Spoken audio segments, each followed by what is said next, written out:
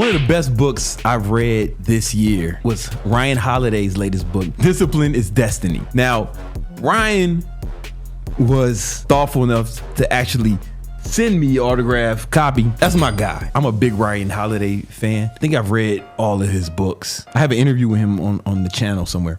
I've known Ryan for a while. This might be one of the best ones. Discipline is Destiny. Link is in the description. And it really just explains how important it is to cultivate discipline. But the way Ryan talks about it, he went beyond the basic explanation of discipline. See, I've always told people, if you listen to any of my content, that discipline means you do what you're supposed to do when you're supposed to do it, whether you feel like it or not. Before I read this book, the way I thought about that was as it pertains to accomplishing goals, things I needed to do to move forward in life. But Ryan talked about it like that, but he also took it to some places where I may have not really thought about it in that way before. He gives examples of times where it may be more beneficial to restrain yourself as opposed to like lash out, even when you're being attacked. So he gave some examples of guys in the civil rights movement who had to like take the punishment in order to actually proceed and make things better for further generations like me, as opposed to physically fighting back.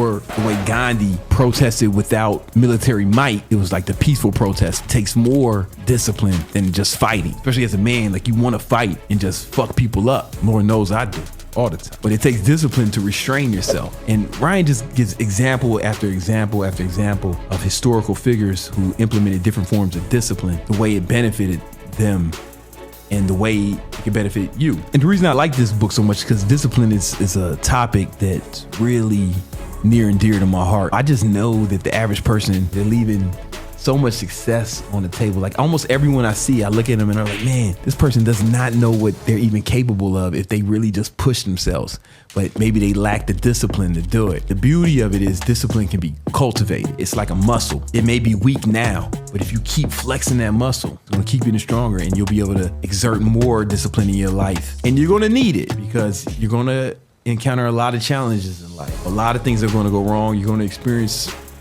a bunch of tragedies before you die. Can you navigate through those without panicking, without acting crazy, without lashing out like a child? Or can you toughen up and work hard to work your way out of these situations? Because they're definitely coming. Or do you have enough discipline to prepare for them? So when they do come, you can take the hit and not have to suffer. You may have heard the old saying, the more you sweat during peace, the less you bleed during war. What does that mean? You're gonna get hit in life. A hit doesn't have to turn into a tragedy. A hit doesn't have to knock you down and knock you out if you prepared for it. So if you were somebody who saved a lot of money during the good economic times, or stacked a lot of money, or made a lot of good investments, really secured yourself financially, when the recession comes every fucking 7 to 10 years, you'll be prepared for it. You can take that hit and come out of it victorious, where other people are gonna go bankrupt, lose their jobs. It's not like we don't know this happens every 7 to 10 years. Like, would you think the last one was the last one? No, it's never gonna be the last one. But if you have enough discipline to prepare for it and make the right decisions during the good times, then you can take that hit